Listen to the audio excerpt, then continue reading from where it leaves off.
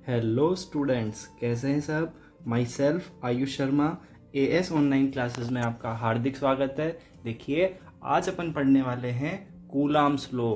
देखिए, इलेक्ट्रोस्टेट का सबसे इम्पोर्टेंट टॉपिक माना जा सकता है ये कूलाम का नियम, क्योंकि यहाँ से कई सारे क्वेश्चंस पूछे जाते हैं और अपनी जो कॉन्सेप्ट बिल्डिंग है मूलतः इसी टॉपिक से शुरू होती है, क्योंकि अपने जो कॉन्सेप्ट बनना शुरू होते हैं दिमाग में यहीं से शुरू होते हैं। अभी तक जो अपन ने देखा था आवेशों के बारे में और जितना भी सब कुछ आपको चार्जिंग के मेथड्स बताए थे, आवेशों के गुण बताए थे, वो सारी चीजें बेसिकली देखा जाए तो एक रटने वाली चीजें थी, उनमें समझने वाला ज्यादा कुछ भी नहीं था। पर यहाँ से जो मूलभूत फिजिक्स है, जो फिजिक्स को पढ़ने में मजा आता है, वो वाली फिजिक्स शुरू होती है कूलाम के नियम से, क्योंकि यहाँ से कॉन्सेप्ट बिल्डअप होते हैं स्टूडेंट के और यहाँ से स्टूडेंट्स को पढ़ने में मजा भी आना स्टार्ट हो जाता है। क्योंकि रटने के पोर्शन जो है वो खत्म हो जाते हैं। तो देखिए, आज अपन पढ़ने वाले हैं क्या, कूलाम का नियम। अब देखिए, कूलाम के नियम से आप भली भांति सब थोड़ा थोड़ा परिचित हैं, क्योंकि छोटी कक्षाओं में सब इसके बारे में पढ़ करके आते हैं।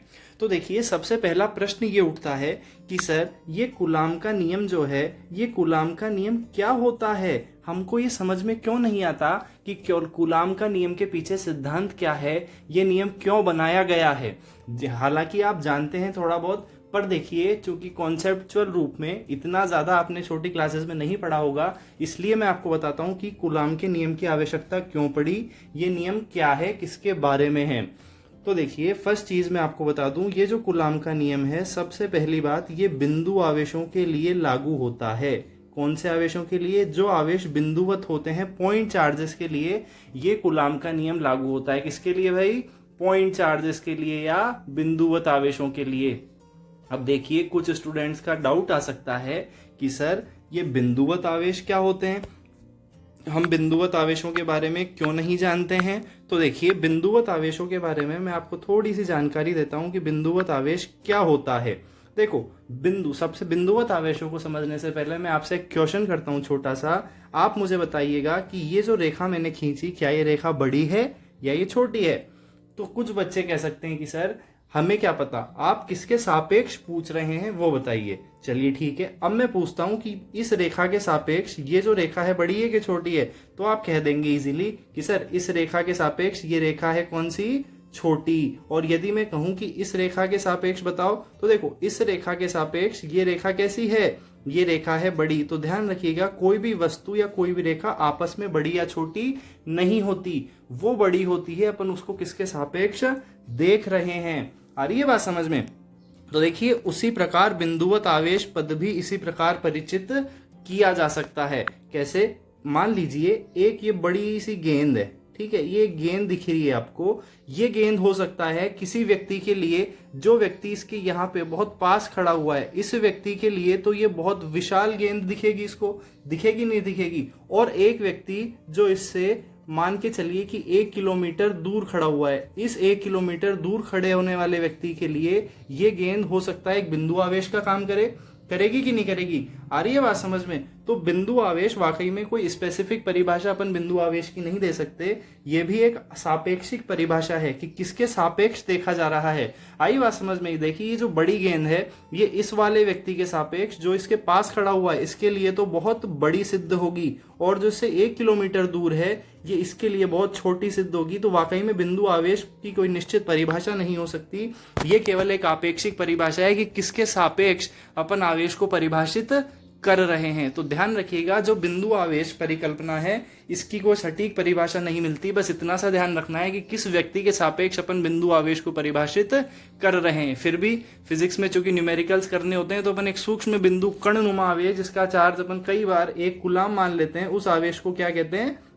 बिंदु आवेश या पॉइंट चार्ज। तो ये जो कूलाम का नियम है, इसके बारे में सबसे पहली बात आप लोग ध्यान रखिएगा कि जो कूलाम का नियम है, ये बिंदु आवेशों के लिए ही लागू है, वैलिड फॉर पॉइंट चार्ज। ध्यान रखिएगा, बड़े और स्थूल आवेशों के लिए यह नियम मान्य नहीं होता।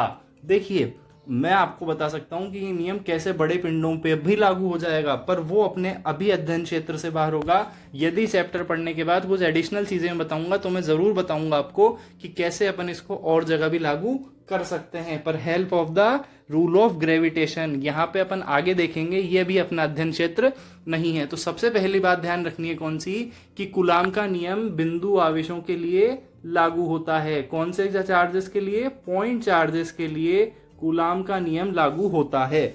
अब दूसरी बात यह है कि सर एक बिंदु आवेश है ये, एक बिंदु आवेश है ये, तो ध्यान रखिएगा कूलाम का नियम उन्हीं दो बिंदु आवेशों के लिए लागू होता है जो आपस में एक सीधी रेखा द्वारा जुड़े हुए होते हैं। आ रही है बात समझ में? Act line of joining centre of two charges, मतलब वह सरल सीधी रेखा जो आवेशों के केंद्र से होकर गुजरती है। ऐसा नहीं है कि दो बिंदु आवेश है और इनके यहाँ से घूम के रेखा यूं यूं यूं यूं आ रही है और फिर अपन साहब निकालने बैठ रहे हैं कि कूलाम के नियम पे आवेशों के मध्य लगने वाला बल बताइए। तो ध्यान रखिएगा कूलाम के नियम की एक शर्त तो हो गई कि बिंदु आवेशों के लिए लागू है, और दूसरी शर्त क्या हो गई इस नियम की, कि ये जो है सीधी रेखा के अनुदिश आवेशों के केंद्र से गुजरने वाली रेखा के अनुदिश ही मान्य होगा। मतलब जो सीधी रेखा दोनों आवेशों से गुजरेगी उसी रेखा के अनुदिश आप बल का परिमाण निकाल सकते हैं। तो देखिए अपन ने कूलाम के नियम की दो महत्वपूर्ण परिघटनाएं पढ़ी कि एक तो ये जो आवेश होगा बिंदु आवेश होना चाहिए, और जो बिंदु आवेश हैं वो सीधी रेखा से जुड़े हुए होने चाहिए। अब देखिए इसके बारे में एक और जो खास बात वो है, ये बल जो है आकर्षण और प्रतिकर्षणात्मक प्रकृति को बताता है। या तो ये आकर्षित प्रकृति का होगा या प्रतिकर्षणात्मक प्रकृति का होगा। अब प्रश्न उठता है कि भाई आकर्षण तो कब किस स्थिति में होगा और प्रतिकर्षण किस स्थिति में होगा। देखिए प्रश्न अपना वाजिब है और दिमाग में डाउट्स जब तक नहीं आएंगे जब तक पढ़ने का कोई भी मतलब अर्थ नहीं रह जाता है। क्योंकि देखिए जब तक मन में जिज्ञासा नहीं होगी और वो जिज्ञासा शांत नहीं होगी तो आपका विद्यार्थी कहलाना सार्थक नहीं होगा। क्योंकि विद्यार्थी वही है जिसकी जिज्ञासा सदैव जागृत रहे। आई बात समझ में? यदि आपके मन में डाउट्स उठना ही बंद हो जाएंगे तो आपको फिर विद्यार्थी कहलाने का कोई भी अधिकार नहीं है। तो देखिए मैंने आपको कहा कि कूलाम का नियम आपको आकर्षण और प्रतिकर्षणात्मक प्रकृति के बारे में समझाता है। अब भाई आकर्षण तो कब होगा और प्रतिकर्षण कब होगा, ये मैंने आपको लास्ट या अपने फर्स्ट लेक्चर में बताया था कि देखिए यदि पॉजिटिव आवेश और पॉजिटिव आवेश होगा तो इन दोनों के बीच में क्या होगी, दुश्मनी। मतलब ये आपस में क्या करेंगे, प्रतिकर्षण करेंगे एक दूसरे को। और यदि एक तरफ नेगेटिव आवेश और एक तरफ पॉजिटिव आवेश होगा तो इनके आपस में क्या होगा, प्यार। मतलब एक दूसरे को ये क्या करेंगे, ये एक दूसरे को आकर्षित करेंगे। इसका मतलब मैंने आपको पहली क्लास में बताया था और आज फिर बता रहा हूं कि जो समान प्रकृति के आवेश हैं वो आपस में प्रतिकर्षण करते हैं, वो आपस में रिपल्शन शो करते हैं, और जो विपरीत प्रकृति के आवेश हैं वो एक दूसरे को आकर्षित करते हैं, उनमें अट्रैक्शन पाया जाता है। तो ध्यान रखिएगा कूलाम के नियम से अपन आवेशों के मध्य आकर्षण और प्रतिकर्षण को भी परिभाषित कर सकते हैं। चलिए अपन ने तीन चीजें देखी कूलाम के नियम के बारे में। सबसे पहले आपको बताया था कि ये बिंदु आवेशों के या पॉइंट चार्ज के लिए लागू होता है। दूसरी बात आपको बताई गई थी कि ये दो आवेशों को मिलाने वाली सीधी रेखा के अनुदिश ही मान्य होगा। यदि रेखा वक्रित रूप में होगी तो आप परिभाषित सरलता से नहीं कर पाएंगे। तीसरी बात आपको बताई कि आवेशों के मध्य अट्रैक्शन और रिपल्शन प्रॉपर्टी को फॉलो करता है या अट्रैक्शन और रिपल्शन के बारे में बताता है कि कैसे आवेश प्रतिकर्षित होंगे और कैसे आवेश आकर्षित होंगे। आई बात समझ में? चलिए वेरी गुड, आई होप आपको समझ में आ रही होगी बात। अब देखिए अपन इसको थोड़ा सा मैथमेटिकल फॉर्म में देखते हैं। ठीक, देखिए ये एक मैंने बिंदु आवेश लिया, ये एक बिंदु आवेश है जिसका नाम मैं देता हूं Q1। ठीक है भाई, ये अगेन एक बिंदु आवेश लिया, इसका नाम मैं देता हूं Q2। ठीक है भाई, इन दोनों को मिलाने वाली रेखा जिसका नाम या इसको स्थिति सदिश अपन R वेक्टर दे देते हैं या सिंपली अभी R देखते हैं स्केलर फॉर्म में। ठीक है भाई, अब देखो ये जो Q2 आवेश दोनों की प्रकृति समान है, ये भी पॉजिटिव है और ये भी पॉजिटिव है, अपन नेगेटिव भी ले सकते हैं, कोई खास बात नहीं है। तो देखो ये जो Q1 है ये इस Q2 पर बल लगाएगा और जो Q2 है वो Q1 पर बल लगाएगा। और जाहिर सी बात है चूंकि दोनों की प्रकृति समान है तो लगने वाला बल भी कैसा होगा, लगने वाला बल होगा प्रतिकर्षणात्मक प्रकृति का। मतलब दोनों आवेश एक दूसरे से दूर जाने की भरसक कोशिश करेंगे। ये दोनों चाहेंगे कि हम दूर चले जाएं यार, हम पास पास नहीं रह सकते। तो देखो Q1 पर एक फोर्स लगेगा इस ओर, जिसका नाम मैं दूंगा क्या, F12, यानी आवेश एक पर दो के कारण लगने वाला बल, और इस 2 पर भी एक फोर्स लगेगा जिसको मैं कहूंगा क्या, F(2)1, मतलब आवेश 2 पर 1 के कारण लगने वाला बल। अब आप एक चीज देख पा रहे होंगे कि जो F12 है और जो F21 है, इन दोनों की जो दिशाएं हैं वो आपस में विपरीत है। समझ पा रहे हैं आप? देखो, जो F21 था वो इस दिशा में लग रहा था और जो F12 था वो इस दिशा में लग रहा था। यदि यहाँ पे अपन Q1 चार्ज ले रहे थे और यहाँ पे Q2 चार्ज ले रहे थे तो अब यहाँ से कुछ बच्चे तो समझ गए होंगे, क्योंकि जो देखिए कई बार क्या होता है, अपना थोड़ा पहले पढ़ा हुआ होता है या कुछ बच्चों को थोड़ा जल्दी समझ में आ जाता है, तो आप एनालाइज कर पाते हैं चीजों को थोड़ा सा पहले। कुछ बच्चों को समझ में आ गया होगा कि मैं क्या कहना चाह रहा हूं। तो देखिए, ये जो बल है F12 और F21, ये देखिए परिमाण में तो बराबर है, आपस में परिमाण में तो बराबर है, किंतु इनकी जो दिशाएं हैं वो विपरीत है। आई बात समझ में? क्योंकि देखो, ये वाला जो F12 है ये तो इस वाली दिशा में लग रहा है, इस दिशा में, और जो F21 है ये इस दिशा में लग रहा है। तो ये आपस में दिशाएं विपरीत हुई कि नहीं हुई, जबकि इनका परिमाण समान है। तो देखिए, मैं इसको सदिश रूप में कैसे लिख सकता हूं। यदि मैं इनको परिमाण के फॉर्म में लिखूं तो कैसे लिख सकते हैं, देखिए F12 is equals to F(21) mod के फॉर्म में।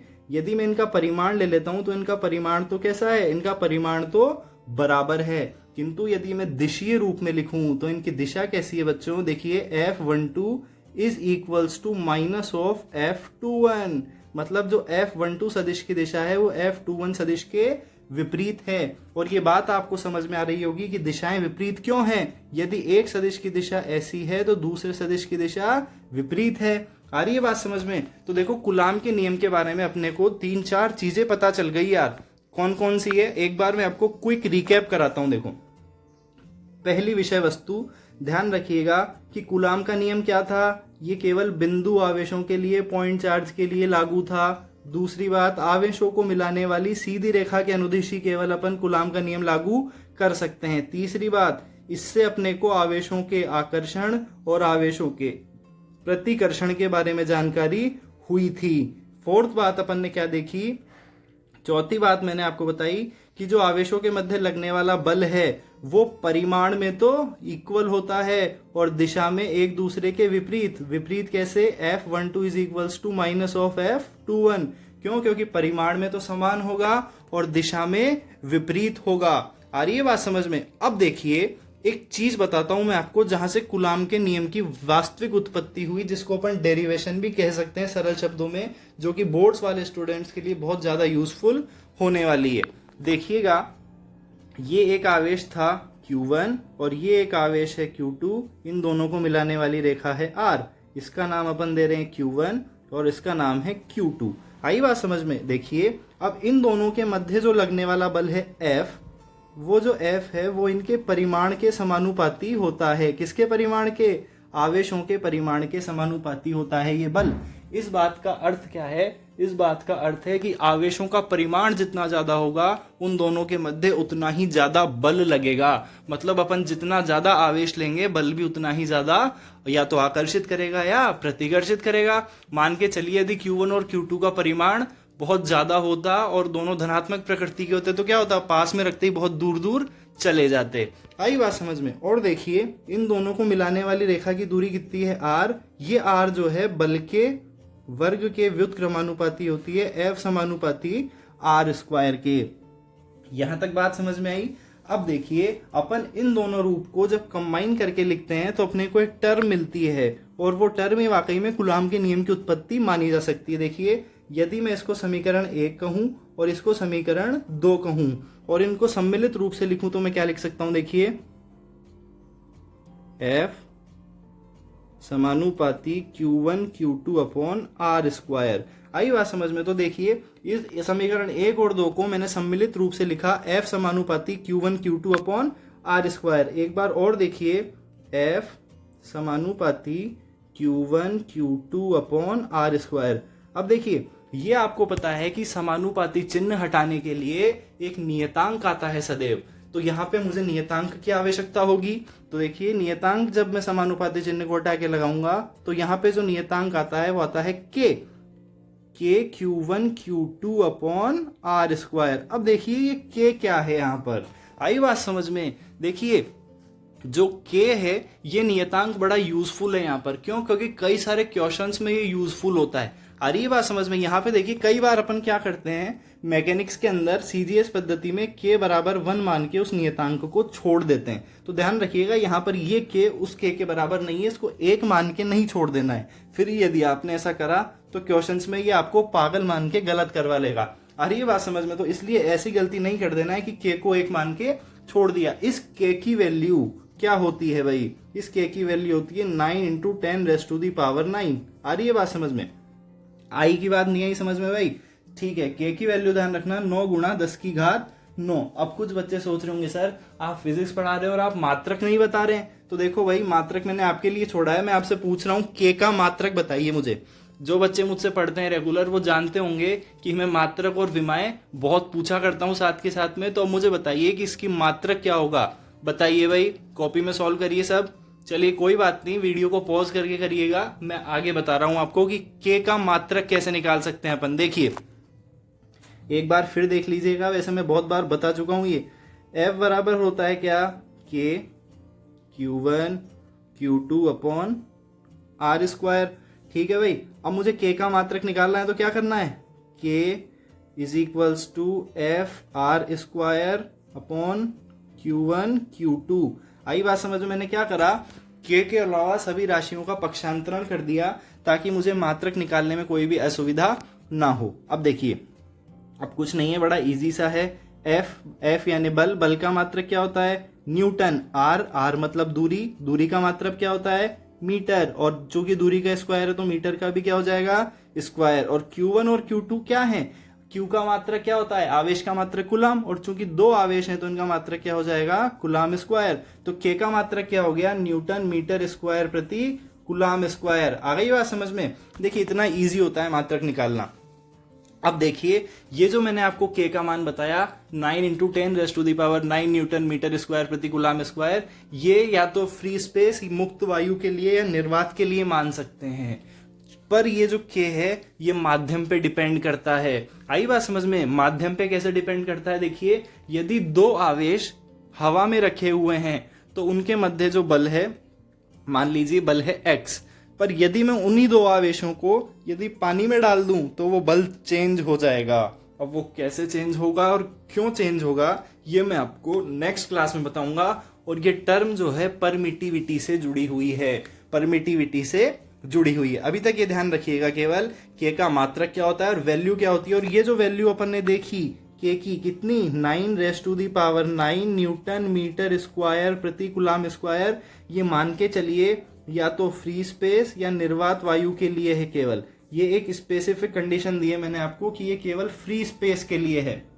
आई बात समझ में? किसी को कोई दिक्कत है यहाँ तक? आई होप कोई दिक्कत नहीं होनी चाहिए। फिर भी यदि दिक्कत है कमेंट बॉक्स में लिखिए, इतने मिनट इतने सेकंड पे सर ये डाउट आया, मैं आपको निश्चित जवाब दूंगा। आई बात समझ में? अब देखिए मैं ये कह रहा हूं कि ये जो बल है ये माध्यम पे डिपेंड करता है यार। माध्यम पे कैसे? क्योंकि देखिए जो k है, k को एक रूप में मैं लिख सकता हूं, k बराबर होता है 1/4πε0। आई बात समझ में? k बराबर 1/4πε0। और ये जो एप्सिलॉन नॉट होता है इसको अपन कहते हैं परमिटिविटी। और ये जो परमिटिविटी है इसके बारे में एक पूरा लेक्चर अपन लेंगे। बड़ा सरल सा, प्यारा सा, अच्छा सा, सुंदर सा टॉपिक है जिसके बारे में आपको छोटा सा एक लेक्चर दिया जाएगा ताकि आपको पूरा समझ में आ जाए। और ये जो है ये माध्यम पे पूरी तरह डिपेंड करता है। आई बात समझ में? इसकी माध्यम पर निर्भरता है, इसीलिए कूलॉम के नियम में उपस्थित बल की निर्भरता भी माध्यम पे होती है। आई बात समझ में? अब देखिए एक बार सार रूप में मैंने आपको कूलॉम के नियम के बारे में क्या क्या बताया। एक तो ये नियम बिंदु आवेश के लिए मान्य है, देखिए रट जाना चाहिए अब तक तो। दूसरा ये उन्हीं 2 आवेशों के लिए लागू है जो सीधी रेखा से जुड़े हुए होते हैं। आई बात समझ में? तीसरी बात मैंने आपको बताई, ये जो बल है आकर्षण, आकर्षण प्रतिकर्षण आकर्षण को बताता है ना, आकर्षण रिपल्शन और सब बातों को। इसके बाद चौथी बात मैंने आपको क्या बताई कि ये जो बल है ये लगने वाला बल परिमाण में तो बराबर है और दिशा में विपरीत है। बताई कि नहीं बताई? परिमाण में बराबर और दिशा में विपरीत होता है। और पांचवी बात अभी अभी अपन ने क्या देखी कि ये जो बल है यह माध्यम पर भी डिपेंड करता है। डिपेंडेंसी ऑन मीडियम, मतलब ये माध्यम पे डिपेंड करेगा। यदि 2 आवेश हैं और इनके मध्य बल लग रहा है x, यदि मैं इन्हीं दो आवेशों को पानी में डुबो दूं ग्लास के अंदर तो इनका बल कुछ हो जाएगा y, इसका मतलब बल चेंज हो जाएगा। इसका मतलब क्या है कि ये जो k है सार्वत्रिक नियतांक नहीं है, माध्यम के अनुसार चेंज होता जा रहा है। आई बात समझ में? किसी को यहां तक कोई भी दिक्कत हो बेझिझक आप कमेंट बॉक्स में पूछ डालिए, क्योंकि डाउट रह गया तो फिर बड़ी समस्या हो जाएगी। चलिए नेक्स्ट अपन देखते हैं कूलम्स लॉ। जो मैंने आपको बताया सब वही बातें हैं, केवल एक औपचारिकता के रूप में अपन पढ़ लेते हैं। देखिए Coulomb's law, the law was first publish in 1785 by French physicist Charles coulomb. मतलब सबसे पहले 1785 के अंदर फ्रेंच वैज्ञानिक चार्ल्स कूलम के द्वारा यह नियम खोजा गया था। सबसे पहले फ्रेंच वैज्ञानिक ने बताया था वह ये नियम। सेकंड देखिए, it quantifies the amount of force between two stationary electrically charge particle. देखिए जो अपन ने पढ़ा था ना देसी भाषा में, उसी को इन्होंने अंग्रेजी भाषा में कन्वर्ट करा और कुछ नहीं करा।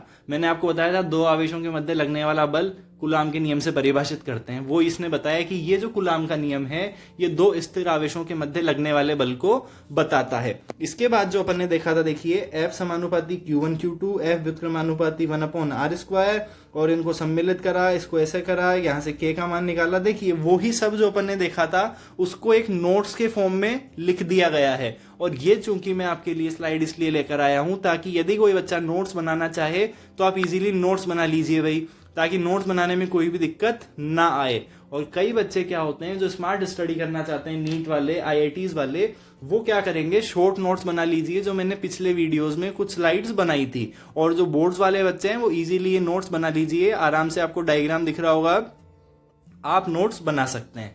चलिए आगे देखते हैं। एक बार क्विक रिकैप में आपको और करा दूं ताकि कूलाम का नियम आपके दिमाग में ऐसा फिट हो जाए कि रात को 12 बजे भी कोई उठा के पूछे कि कूलाम का नियम क्या होता है तो आप बोलें दो आवेशों के मध्य लगने वाला बल कूलाम का नियम कहलाता है। यह बल आकर्षीय और प्रतिकर्षणात्मक प्रकृति का होता है। यह बल दो आवेशों को मिलाने वाली रेखा के अनुदिश लगता है। यह बल माध्यम पर निर्भर करता है। पर यह आप कब कर पाएंगे, जब आप इसका अच्छे से रिविजन कर लेंगे। चलिए देखिए आगे बढ़ते हैं अब अपन कूलम्स लॉ। कूलम्स देखिए इस चीज में वही सब कुछ लिखा हुआ है जो अपन ने देखा। कूलाम का नियम इंटरैक्शन ऑफ चार्जेस, आवेशों के मध्य होने वाली प्रतिक्रिया पर आधारित है। ये अपन ने देख ही लिया था। देखिए Q1 और Q2 दो आवेश हैं, इस पे लग रहा है बल F21, इस पे लग रहा है बल F12। दोनों परिमाण में तो देखिए ये दोनों देखिए यहाँ पे परिमाण में तो समान है और इनकी दिशाएं विपरीत है। परिमाण में समान है और बेचारे दिशाओं में क्या है, विपरीत। आई बात समझ में? यही अपन ने देखा। इसके बाद देखिए ये चीज अपन ने देखी थी, F समानुपाती होता है Q1 Q2 के, F व्युत्क्रमानुपाती होता है R² के, F माध्यम पे डिपेंड करता है। और जब F को सम्मिलित रूप से लिखा गया तो क्या लिखा अपन ने, F समानुपाती K Q1 Q2 upon R², जहां पे K क्या था, एक नियतांक था। ये भी मैंने आपको बताया डिपेंड्स अपॉन मीडियम की ये माध्यम पे कैसे और क्यों निर्भर करता है। और K की वैल्यू आपको बताई थी 1/4πε0। ε0 क्या होती है, परमिटिविटी। इसके बारे में मैंने आपको कहा छोटा सा नन्ना सा प्यारा सा टॉपिक है जो आपको एक लेक्चर अलग से बना दिया जाएगा। ये बात मैंने आपको बताई। F acts along line joining center of two charges। देखिए आप सोच रहे होंगे कि ये सर को क्या हो गया, इतना तेज क्यों बोल रहे हैं, क्या दिमाग खराब हो गया क्या इनका? नहीं, ऐसा नहीं है। देखो ये चीजें मैंने आपको पिछले भी कुछ मिनट्स में बताई है, इसलिए मैं स्पीड से आपका रिवीजन करवा रहा हूं ताकि आप दोबारा बोर ना हो। ऐसा नहीं सोचना कि सर अचानक से हो क्या गया है सर को, क्या सर में अचानक से कोई एनर्जी या कोई आसमान से कोई परलौकिक शक्ति आ गई है। नहीं, ऐसा कुछ नहीं है। देखिए अब मैं आपका रिवीजन करवा रहा हूँ ये, क्योंकि अपन ने पहले कुछ मिनट्स इस पे बहुत घोर अध्ययन किया है। आई बात समझ में? इसके बाद मैंने आपको बताया, सॉरी इससे पहले आपको बता दिया था कि ये पॉइंट चार्जेस के लिए लागू है। फिर मैंने आपको K की वैल्यू बताई 9 × 10⁻9 न्यूटन मीटर स्क्वायर प्रति कूलाम स्क्वायर। ये फ्री स्पेस या वैक्यूम के लिए लागू है। देखिए जिसको अभी भी उतारना हो यहाँ से आराम से उतार लीजिए, क्योंकि कई बच्चों के मन में ये रहता है कि सर हम वैसे नहीं उतार पाते, हम उस टेक्नोलॉजी में कंफर्ट नहीं है। कोई बात नहीं, यदि आप उसमें कंफर्ट नहीं है तो आपके लिए इजीली नोट्स हैं, इनको आप आराम से उतार लीजिए। देखो मैं रुक नहीं रहा हूं, आप वीडियो को पॉज कर लीजिए और उतार लीजिएगा। अब अपन देखते हैं आगे। आगे जो है बोर्ड वालों का सबसे फेवरेट टॉपिक है। इन बोर्ड वालों को जब तक डेरिवेशंस नहीं आती ना, इनको मजा नहीं आता है भाई। इनको क्या चाहिए, डेरिवेशन, क्योंकि जब तक डेरिवेशन नहीं आती इनको ऐसा नहीं लगता कि हाँ यार हमने कुछ करा है लाइफ में। तो मैं इसमें बुराई नहीं कर रहा हूँ, बोर्ड्स के पैटर्न है, चलता रहा है कई सालों से, उसको फॉलो भी करना पड़ता है। तो देखो बोर्ड्स वाले बच्चों के लिए मैं आपको बता दूं, कूलाम के नियम का सदिश रूप, vector form of Coulomb's law, वो अपने को देखनी पड़ेगी। बड़ी इजी सी है, कुछ भी नहीं है उसमें, डरने की बिल्कुल भी बात नहीं है। आई बात समझ में? देखो डरना किसी भी चीज से नहीं है फिजिक्स के अंदर, हर चीज समझने पे टिकी हुई है। चलिए देखते हैं आगे। Vector form of Coulomb's law मैं आपको इसी में समझाऊं कि अलग से समझाऊं? चलिए मैं आपको अलग ही बता देता हूं, आप हो सकता है कंफ्यूज हो जाएं भाई इसमें। देखो कूलाम के नियम का सदिश रूप अपन देखते हैं। सदिश अभी तक जो अपन ने देखा वो रूप था अदिश रूप, अब अपन देखने जा रहे हैं सदिश रूप। तैयार हैं सब? Well done. देखो ये आवेश लिया Q1, ये आवेश लिया Q2, ये इनको मिलाने वाली एक छोटी सी नन्ही सी प्यारी सी सरल सी रेखा, ये है Q1, ये है Q2, ये बल है F। बोलिए साथ के साथ बोलते रहिए भाई, मैं सुन रहा हूं सबकी आवाजें।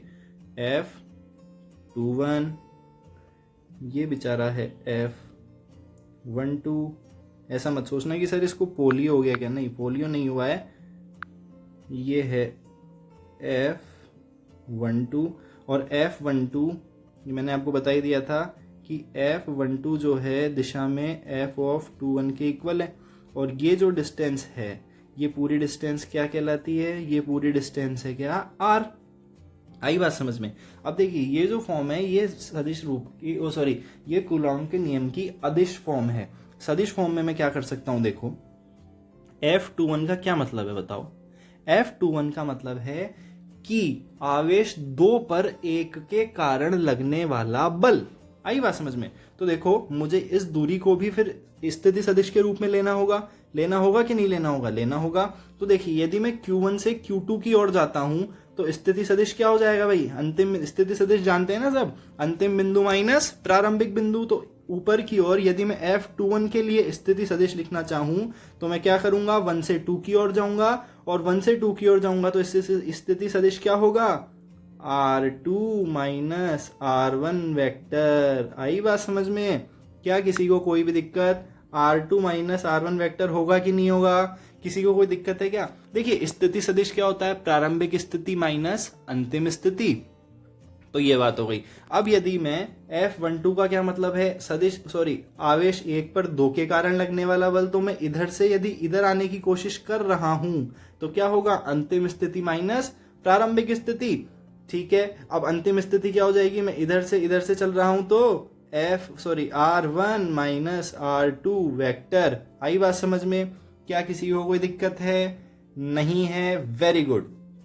अब देख लीजिए, अब मैं आपको सीधा स्लाइड पे लिए चलता हूं, कैसे अपन देखने वाले हैं। देखिए ये सब बातें मैंने आपको बता दी कि R2 माइनस R1 कहां से आया और R1 माइनस R2 कहां से आया। आई बात समझ में? अब देखिए अपन इस रूल को लिखने की कोशिश करते हैं यार कि सदिश रूप में कैसे लिख सकते हैं। तो देखिए F12 को मैंने लिखा, कैसे लिख सकता हूं मैं, K Q1 Q2 upon mod of R², यही लिख सकते हैं अपन।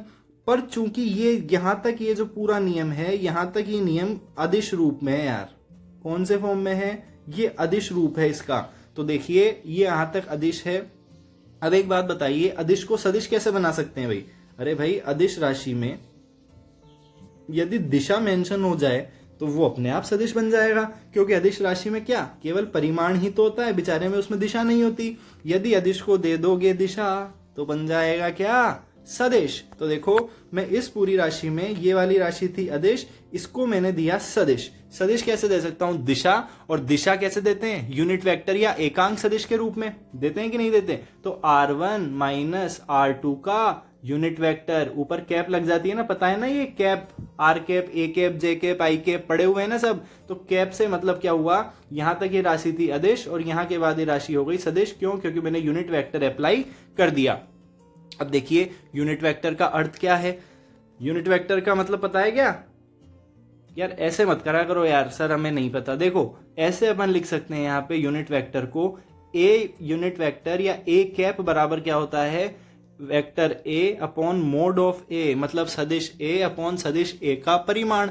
ऐसे ही तो लिखते हैं ना। याद करो बालकों, जब आपको इतिहास के पुराने प्रश्नों में सदिश पढ़ाया गया था तो आपको बताया था कि एकांक सदिश या दिशा कैसे ज्ञात की जाती है। तो एकांक सदिश बराबर सदिश अपॉन सदिश का परिमाण। तो यहाँ पे भी देखो मैंने एकांक सदिश लिखा, तो इसको मैं और आगे कैसे लिख सकता हूं, सदिश अपॉन सदिश का परिमाण। आई बात समझ में। अब एक छोटी सी बात और समझ लो। एक बात यार मुझे ये बताओ कि ये जो मैंने लिखा है ना यहाँ पे कि ये R1 माइनस R2 और R2 माइनस R1, ये क्या है यार?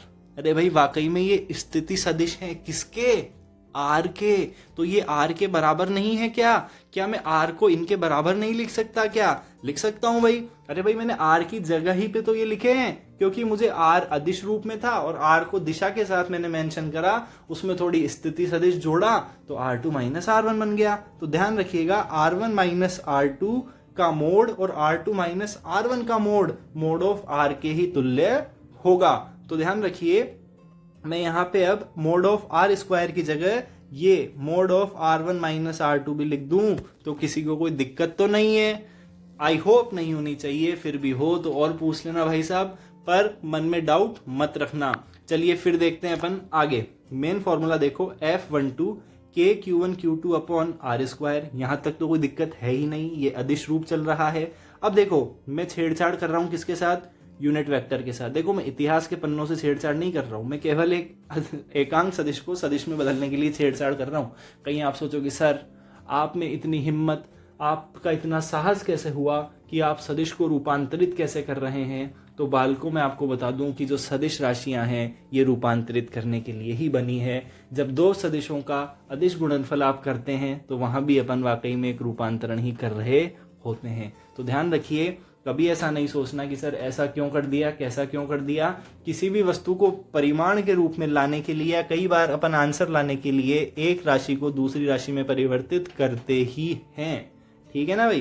तो देखो R1 माइनस R2 कैप की जगह मैं क्या लिख सकता हूं, इसको ध्यान रखना हमेशा दिमाग में, ए सदिश अपॉन ए सदिश का परिमाण।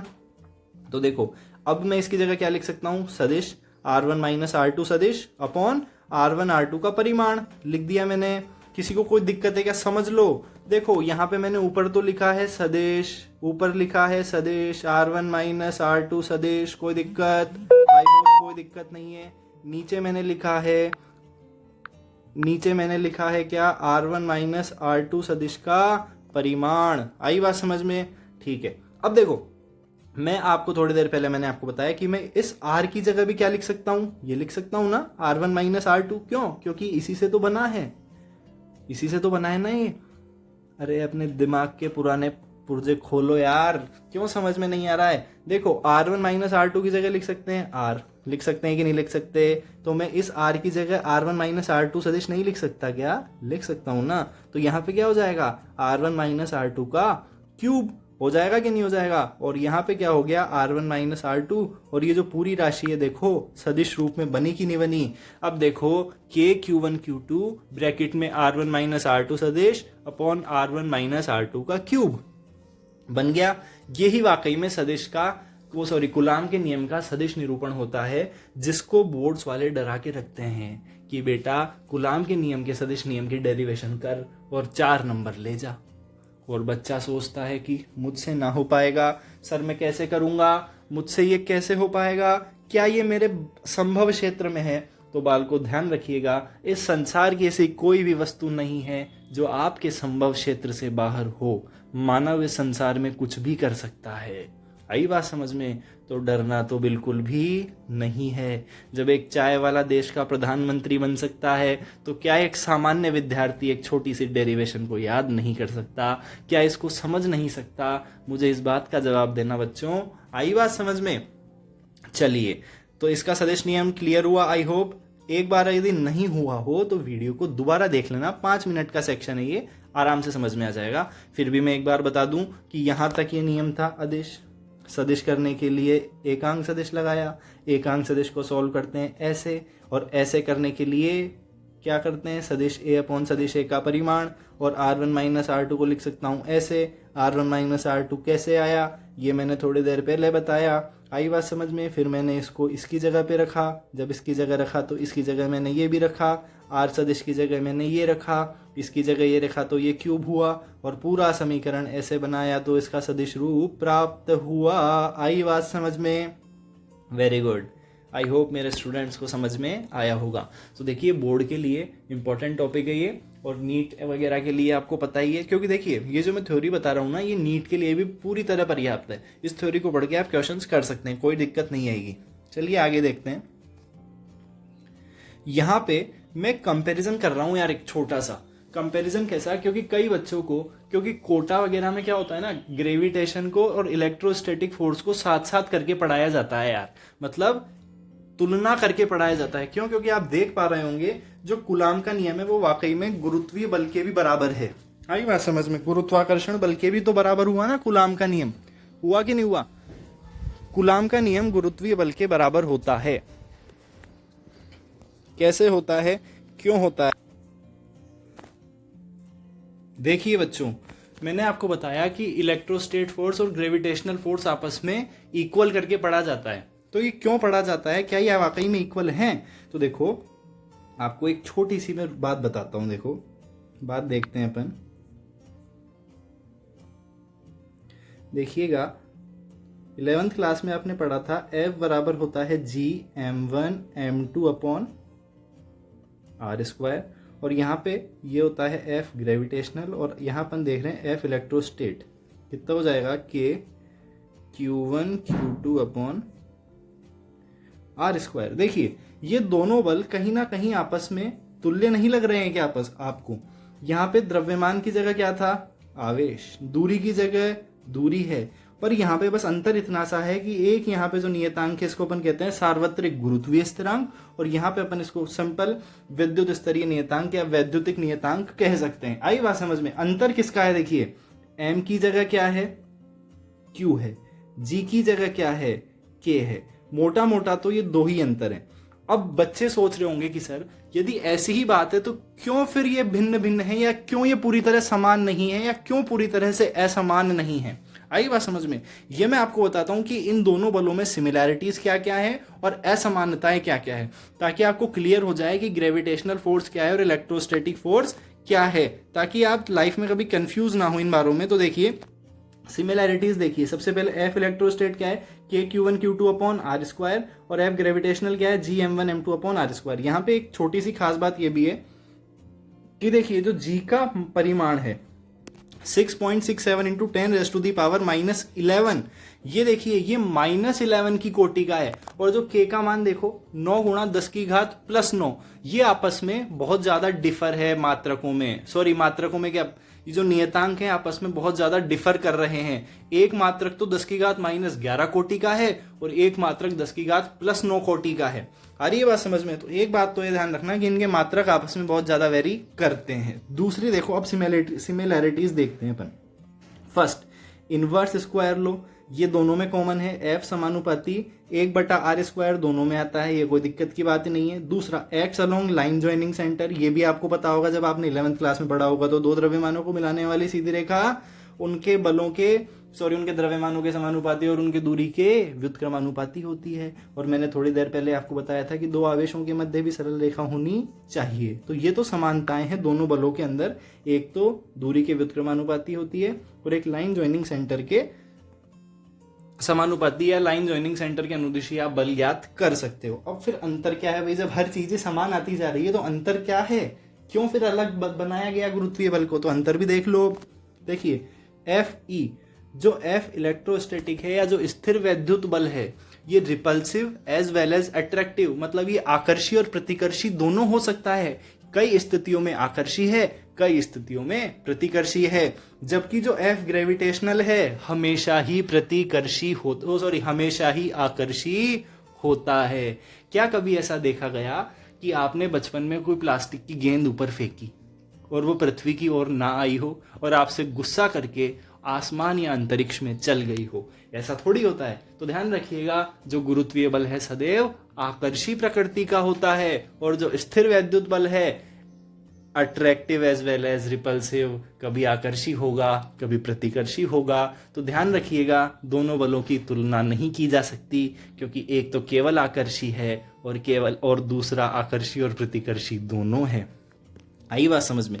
दूसरी बात देखो, एफ जी जो है dependent on medium, independent on medium, मतलब गुरुत्वीय बल है, किसी भी माध्यम पर निर्भर नहीं करता। ऐसा नहीं है कि आप पानी में चले जाएंगे तो आप पे गुरुत्वीय बल लगना बंद हो जाएगा, ऐसा बिल्कुल नहीं। गुरुत्वीय बल संसार की प्रत्येक वस्तु पर लागू है, जबकि स्थिर वैद्युत बल में ऐसा नहीं है। देखिए F E depends on medium, ये माध्यम पर निर्भर करता है। जैसा कि मैंने आपको बताया था कि दो आवेशों को यदि पानी में डुबो दिया जाएगा तो बल कुछ अलग होगा, और दो आवेशों को यदि दूध में डुबो दिया जाएगा तो बल कुछ अलग होगा, और दो आवेशों को वायु में रखेंगे तो बल कुछ अलग होगा।